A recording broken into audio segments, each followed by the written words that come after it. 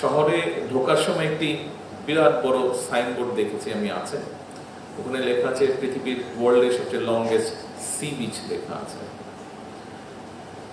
আপনারা কেউ বলতে পারবেন? নিশ্চয়ই বলতে পারবেন। তারপরে আমি জানতে চাইছি যে কত লম্বা এই সি বিচটি?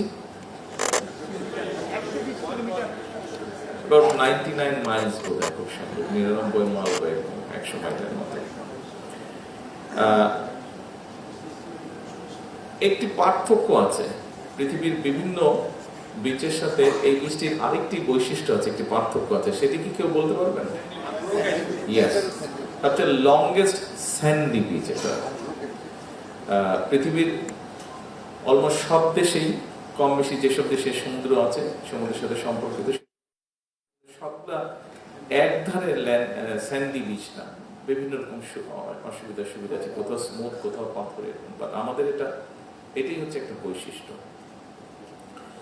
এই বৈশিষ্ট্যটা আমাদেরকে আরো সুন্দরভাবে পৃথিবীর বুকে বোধহয় তুলে ধরতে হবে।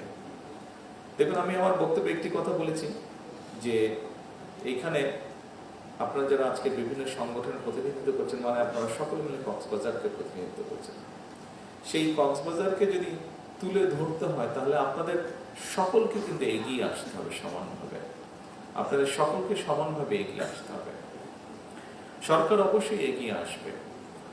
আমরা যদি, যেহেতু বর্তমানে বিএনপি দেশ পরিচালনার দায়িত্বে আছে, একটু আগে এখানে মন্ত্রী সাহেব সালাউদ্দিন সাহেব উনি যেই কাজগুলোর কথা বলেছেন, আপনারা যদি বিশ্লেষণ করেন তাহলে দেখবেন যতবার বিএনপি দেশ পরিচালনার দায়িত্বে ছিল, মোটামুটি কক্সবাজারকে ঘিরে বড় যে পরিকল্পনা হয়েছে এবং বাস্তবায়িত হয়েছে সবগুলো কিন্তু বিএনপি সরকারের সময় হয়েছে। কাজে বিএনপি বর্তমানে দেশ পরিচালনার দায়িত্বে আছে। অবশ্যই কক্সবাজারের যাবতীয় যে সকল এখানে সংসদ সদস্য সহ অন্যরা যারা বিভিন্ন সময় যে সকল কথা বলেছেন, কক্সবাজারকে উন্নত করার জন্য, কক্সবাজারের যে পটেনশিয়ালিটি আছে সেটিকে আরো সুন্দরভাবে বড়ভাবে তুলে ধরার জন্য যেগুলো করা প্রয়োজন, অবশ্যই সরকারের অবস্থান থেকে সরকার চেষ্টা তো অবশ্যই করবে, কাজগুলো করার বাস্তবায়নের চেষ্টা করবে। কিন্তু আপনাদেরকে সকলকে এগিয়ে আসতে হবে, কারণ কক্সবাজার আপনার। এখানে আপনারা যারা আজকে সুধী সমাবেশে কক্সবাজারকে রিপ্রেজেন্ট করছেন, কক্সবাজার কিন্তু আপনার শহর এটি। কাজে আপনার শহরকে যদি তুলে ধরতে হয় তাহলে আপনাদের সকলকে এগিয়ে আসতে হবে। যেমন একটি কথা আমি বলি, সেটি হচ্ছে আপনি শহরে ঢুকলে শহরের বিভিন্ন জায়গায় আমরা দেখেছি, যেটি আপনারা চাইলে, আমার মনে হয় সকলে মিলে চাইলে, এখানে যতগুলো প্রতিনিধি আপনারা আছেন, আইনজীবী সমিতির নেতৃবৃন্দ আছেন, স্কাউট প্রতিনিধি আছেন, সাংস্কৃতিক প্রতিনিধি আছেন, শ্রমিক সংগঠন প্রতিনিধি আছেন, বীর মুক্তিযোদ্ধা আছেন, ধর্মীয় প্রতিনিধি আছেন, ছাত্র প্রতিনিধি, জুলাই যোদ্ধা আছেন, নারী সংগঠন আছেন, শিক্ষক প্রতিনিধি আছেন, ব্যবসায়ী প্রতিনিধি আছেন। আপনারা যদি সকলে মিলে চান, সকলে যদি বসে একটা কাজ কিন্তু আপনারা করে ফেলতে পারবেন। দেখুন, সকলে মিলে কিন্তু আপনারা কক্সবাজারকে পরিচ্ছন্ন একটি নগরী হিসেবে গড়ে তুলতে পারেন। এই কাজটি কিন্তু আপনারা করতে পারেন। আপনারা সকলে মিলে চাইলে, বিশেষ করে এখানে শ্রমিক সংগঠন প্রতিনিধি আছেন এবং গণমাধ্যম পরিবহন মালিকও আছেন, আপনারা দুইজনে মিলে যদি চান, ইচ্ছা যদি আপনারা করেন, আপনারা খুব সুন্দর ডিসিপ্লিন একটি শহর গড়ে তুলতে পারেন, যেখানে সবগুলো যানবাহন ডিসিপ্লিনের মধ্যে থাকবে, সুন্দরভাবে পার্কিং করবে, সুন্দরভাবে চলাচল করবে, ট্রাফিক নিয়মের মধ্যে চলাচল করবে, যেখানে মানুষ হাঁটার সময় নিরাপদ বোধ করবে, যে হঠাৎ করে যানবাহন এসে তার শরীরের উপরে আছড়ে পড়বে না। অর্থাৎ আমি এটাই বলতে চাইছি, দেখুন, সরকার করবে। আমরা যদি দেখি, আমি দুর্ভাগ্যবশত 17 বছর দেশে থাকতে পারিনি। আপনারা দেশে ছিলেন, আপনারা দেখেছেন দেশে কম বেশি সেই সময় কেমন কি হয়েছে। আপনারা যেই বিষয়গুলো এখানে এমপি সাহেব বললেন যে এই দরকার, এই করতে হবে, এই জিনিসগুলো তো 17 বছর হওয়া উচিত ছিল। হয়নি কেন? হয়েছে? হয়নি, বাট হওয়া উচিত ছিল, তাই নয় কি? আমি বাংলাদেশের দেশে ফেরত আসার পরে গত 4 মাস, 4.5 মাসে আমি বাংলাদেশের বিভিন্ন জায়গায় গিয়েছি এবং বিভিন্ন জায়গায় গিয়ে আমার কাছে মনে হয়েছে যেই কাজগুলোর কথা বলা হচ্ছে, এই কাজগুলো তো 17 বছর হওয়া উচিত ছিল, কিন্তু হয়নি 17 বছর। সেজন্যই যেই কথাটি আমি এটা দিয়ে বোঝাতে চাইছি আপনাদেরকে, দেখুন, আমাদের অনেক কাজ জমে গিয়েছে। দেশকে পরিবর্তন করতে হলে, দেশকে একটি ভালো জায়গায় নিয়ে যেতে হলে, মানুষের ভাগ্যের পরিবর্তন করতে হলে আমাদেরকে অনেকগুলো কাজ করতে হবে। আমরা প্রায় শুনতাম বাংলাদেশকে আমরা সিঙ্গাপুর বানিয়ে ফেলবো, বাংলাদেশকে আমরা কানাডা বানিয়ে ফেলবো, বাংলাদেশকে আমরা অমুক বানিয়ে ফেলবো। আমি বাংলাদেশকে অন্য কিছু বানাতে চাই না, বাংলাদেশকে আমি একটু বেটার বানাতে চাই, একটু বেটার। সিঙ্গাপুর বানানোর আমাদের দরকার নেই, একটু বেটার করতে পারলেই আমাদের ভালো হবে। কিন্তু সেই কাজটি যদি আমাদেরকে করতে হয়, সরকারের একার পক্ষে হয়তো সম্ভব না, সেটা আমাদের সবাইকে মিলে আমাদেরকে করতে হবে। আজকে আপনারা যেগুলো এলাকার উন্নয়নের জন্য আপাতত দৃষ্টিতে আপনারা যেগুলো বলেছেন, বিভিন্ন প্রকল্পের কথা বলেছেন, যেমন সকালবেলায় আমি যখন এয়ারপোর্ট থেকে নেমে আমার প্রথম যে কর্মসূচি ছিল পাতেলিয়া খাল খনন, পাতেলি খাল খনন, ওখানে যাচ্ছিলাম। কোন উপজেলা? সদর উপজেলা। ওখানে যখন যাচ্ছিলাম, তো আপনারা নিশ্চয়ই রাস্তাটা চিনেন, সোজা যাওয়ার পরে একটা বাম দিকে আমরা চলে গেলাম, আর ডান দিকটা সোজা চিটাগং চলে গেলাম। তো বহুদিন পরে এসছি, তো আমি সালাউদ্দিন সাহেবকে, আমি গাড়ি চালাচ্ছিলাম, সালাউদ্দিন সাহেব আমার পাশে বসে, আমার স্ত্রী এবং সালাউদ্দিন সাহেবের স্ত্রী, ওনারা দুজনে পেছনের সিটে বসেছিলেন, আমরা দুজন সামনে। তো আমি সালাউদ্দিন সাহেবকে জিজ্ঞেস করলাম, আচ্ছা এটা কোন রাস্তা, এটা কি চট্টগ্রাম যাওয়ার রাস্তা? উনি বললেন যে হ্যাঁ, এটা চট্টগ্রাম যাওয়ার রাস্তা। তা আমার মুখ দিয়ে হঠাৎ করে বের হয়ে গেল, আরে এটা তো, এই রাস্তা তো 25 বছর আগে যেমন দেখে গেছিলাম তেমনি হয়ে গিয়েছে। আমি লাস্ট 2005-এ এসেছিলাম, এখন হচ্ছে গিয়ে 2026 চলছে, তো তাহলে 20 বছর তো হয়েই যাচ্ছে। তো এই এত বছরে তার মানে চেঞ্জ হয়নি রাস্তাটা। তা আমি তখন বললাম যে তাহলে এখন আমি বুঝতে পারছি। আমাকে কয়েকদিন আগে সালাউদ্দিন সাহেব বলেছিলেন যেটা 6 লেন করার প্রয়োজন, উনি প্রয়োজনীয়তাগুলো বলছিলেন।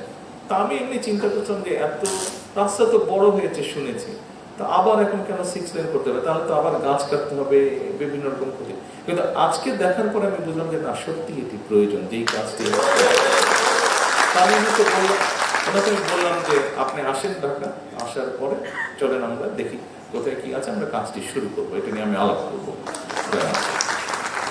তো এইরকম অনেক কিছু আছে যা আমাদেরকে করতে হবে। আপনি শিক্ষার ক্ষেত্রে বলেন, স্বাস্থ্যের ক্ষেত্রে বলেন, দেশের ব্যবসার প্রসারের ক্ষেত্রে বলেন, যোগাযোগ ব্যবস্থার ক্ষেত্রে বলেন। যেমন ধরেন এই যে এয়ারপোর্টটি আপনারা বললেন এই যে ইন্টারন্যাশনাল করার জন্য, এটা নিয়ে কাজ হচ্ছে, কিছু সমস্যা আছে, ওখানে কিছু মানুষ বসবাস করে, তাদের বিভিন্ন সেটেলমেন্টের বিষয় আছে। এই কাজগুলো চেষ্টা করা হচ্ছে এগুলোকে সমাধান করার জন্য। আমরা আশা করছি ইনশাআল্লাহ সেপ্টেম্বর নাগাদ এটি চালু হবে। তারপরে আপনারা এখানে মেরিট বিশ্ববিদ্যালয়ে একটি কথা বলেছেন, যেখানে রিসার্চ হবে, হ্যাঁ, ব্লু ইকোনমির উপরে স্পেশালাইজড একটা বিশ্ববিদ্যালয়, এই বিষয়ের উপরে, ব্লু ইকোনমির উপরে, মেরিন সায়েন্সের উপরে। যেহেতু এই বিষয়টা কক্সবাজার বলতে আমরা যা বুঝি, এই বিষয়টা এটার সাথে সম্পর্কিত, গত 15 বছর বা 20 বছর এটা হওয়া উচিত ছিল, হয়নি, তাই না? হওয়া উচিত ছিল। তো এখন এরকম সারা দেশে এরকম অনেকগুলো কাজ আছে, বহু কাজ আছে, এই কাজগুলো হতে হবে, করতে হবে। একবারে সবকিছু করা সম্ভব না, পর্যায়ক্রমিক ভাবে করতে হবে আমাদেরকে, একবারে আমরা করতে পারবো না। বর্তমান সরকার যখন দেশের পরিচালনার দায়িত্ব নিয়েছে, আমরা খুব ভঙ্গুর সবকিছু একটা অবস্থা পেয়েছি। অর্থনৈতিক অবস্থা বলেন, একটা ভঙ্গুর অর্থনৈতিক অবস্থা আমরা পেয়েছি। ব্যাংকের দুর্দশা, দেশের এক্সপোর্টের অবস্থা খারাপ, রেমিটেন্সের অবস্থা খারাপ, দেশের রিজার্ভের অবস্থা খারাপ, একটা ভঙ্গুর অর্থনীতি। আইন শৃঙ্খলা ব্যবস্থা একটি ভঙ্গুর আইন শৃঙ্খলা অবস্থা, প্রশাসনিক অবস্থা একটি ভঙ্গুর প্রশাসনিক অবস্থা, শিক্ষা ব্যবস্থা, স্বাস্থ্য ব্যবস্থা, যোগাযোগ ব্যবস্থা, যেটাই বলুন সবকিছু একটা ভঙ্গুর অবস্থা। এই ভঙ্গুর অবস্থাগুলোকে বিবেচনা করে, সবকিছু সমস্যা বিবেচনা করে ধীরে ধীরে আমাদেরকে এগোতে হচ্ছে। একই সাথে জনগণের যে প্রত্যাশা, জনগণের যে আকাঙ্ক্ষা, সেগুলোকে আমাদের অ্যাড্রেস করতে হচ্ছে। 20 কোটি মানুষের দেশ, 20 কোটি মানুষ। আমি 17 বছর ইউকেতে ছিলাম, ইউকের জনসংখ্যা হচ্ছে 7 কোটি, 1 কোটি বিদেশি আর নিজেদের তাদের 6 কোটি, 7 কোটি জনসংখ্যা। কিন্তু বাংলাদেশের 3 ডবল বড়, 3 ডবল বড়। কিন্তু জনসংখ্যার ভিত্তিতে বাংলাদেশ ইউকের 3 ডবল বড়। তার মানে চিন্তা করেন কত বিশাল বড় দেশ, এতগুলো মানুষের ছেলেমেয়েদের শিক্ষার ব্যবস্থা, এতগুলো মানুষের স্বাস্থ্যের ব্যবস্থা, এতগুলো মানুষের কর্মসংস্থানের ব্যবস্থা, এতগুলো মানুষের নিরাপত্তার ব্যবস্থা, আপনারা যদি সবকিছু দেখুন, বিশাল একটা বিষয়। আনফর্চুনেটলি অনেকগুলো বছর, এক যুগেরও বেশি সময় ধরে মানুষের সমস্যাগুলোকে অ্যাড্রেস করা হয়নি। এখন বর্তমান যে সরকার, এটি জনগণের কাছে জবাবদিহিমূলক একটি সরকার, জনগণ দ্বারা নির্বাচিত একটি সরকার। খুব স্বাভাবিকভাবে দিন শেষে আমাদেরকে কিন্তু জনগণের কাছে যেতে হবে, দিন শেষে আমাদেরকে জনগণের কাছে যেতে হবে। সেই জন্যই আমরা কাজ করতে চাই এবং কাজ করার মাধ্যমে আমরা জনগণের হৃদয় অর্জন জয় করতে চাই। আমরা কতটুকু পারবো আমরা জানি না, তবে আমরা এতটুকু বলতে পারি, আমার সরকারের পক্ষ হয়ে আমি এতটুকু বলতে পারি যে আমাদের সর্বোচ্চ চেষ্টা থাকবে যে জনগণের প্রত্যাশা যতটুকু পারি বাস্তব বিবেচনা করে আমরা সেটি অবশ্যই পূরণ করার চেষ্টা করব। এবং একই সাথে আপনাদেরকে আরেকটি কথা বলতে চাই, আমাদের লক্ষ্যই হচ্ছে, একটু আগে যেই কথাটি বলেছি যে কক্সবাজার নিয়েও যদি বলেন, শুধু কক্সবাজার ধরেও যদি আমরা বলি, কক্সবাজারের যতটুকুই ডেভেলপমেন্ট হয়েছে দেখা যাবে তার 70-75% বিএনপি সরকারের সময়, যতবার বিএনপি ছিল। সেই জন্যই আমরা সেই লিগেসিটিকে ধরে রাখতে চাই, সেই লিগেসিটিকে ধরে রাখতে চাই বলেই আমরা রাত দিন পরিশ্রম করছি, চেষ্টা করছি, যা গত বহু যুগ ধরে হয়নি, জমে আছে মানুষের যে চাওয়া, মানুষের যে প্রত্যাশা, সেগুলোকে অ্যাড্রেস করার জন্য, সেগুলোকে বাস্তবায়ন করার জন্য। কিন্তু দেশটি কিন্তু আমাদের সবার, আমরা একা সরকারের পক্ষে কোনো কিছু করা সম্ভব না। সেজন্যই আমি বলেছি, আপনারা যদি কক্সবাজারকে একটি পরিচ্ছন্ন নগরী হিসাবে গড়ে তুলতে চান, তাহলে এখানে যতগুলো সংগঠন আছে, আপনারা যদি কালই সবাই মিলে বসে সিদ্ধান্ত নেন যে কক্সবাজারকে আমরা পরিচ্ছন্ন নগরী করব, আপনারা কিন্তু আগামী এক সপ্তাহের মধ্যে করতে পারবেন। এখানে দুটি সংগঠনের কথা আমি উল্লেখ করছি, সেই দুইটি সংগঠন যদি একসাথে বসে সিদ্ধান্ত নেয় যে কক্সবাজারকে আমরা একটি ডিসিপ্লিন শহর, অর্থাৎ যানবাহন ডিসিপ্লিন বেঁধে চলবে, পার্ক করবে, সবকিছু করবে, সুন্দরভাবে থাকবে।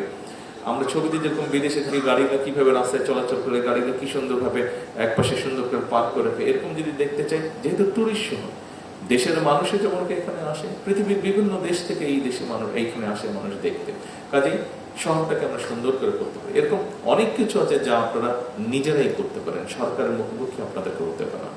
মূল কথাটি হচ্ছে, আসুন দেশটি আমাদের সকলের, আমরা শুধু সরকারের উপর দায়িত্ব না, সরকার জনগণের সাথে কাঁধে কাঁধ মিলিয়ে কাজ করবে। আমরা যদি সকলে মিলে এগিয়ে আসি, নিশ্চয়ই আমরা আমাদের এই দেশের অবস্থার পরিবর্তন করতে পারবো।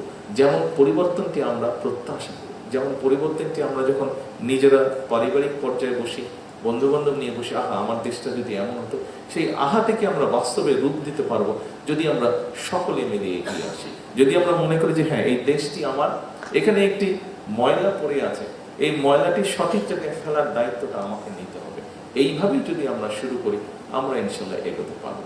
আজকের এই সুধী সমাবেশে হয়তো আপনারা প্রত্যাশা করেছিলেন যে আমি বিভিন্ন দাবি দাওয়া উপস্থাপিত হবে, আমি সেই দাবি দাওয়াগুলো বলবো যে হ্যাঁ, এই দাবি দাওয়া আমরা বাস্তবায়ন করবো। কিন্তু আমি এই কথাটি বলতে চাচ্ছি না আপনাদের কাছে। এই জন্য বলতে চাচ্ছি না যে দাবি দেওয়া যেটাই হবে, আসুন আমরা একসাথে মিলে কাজ করব, আমরা একসাথে মিলে দেশটাকে গড়ে তুলব। আজকে এই কক্সবাজারের সুধী সমাবেশের মাধ্যমে বাংলাদেশের সকল সুধী ব্যক্তিদের কাছে এই প্রত্যাশা রেখে আমার বক্তব্য শেষ করছি। আল্লাহ।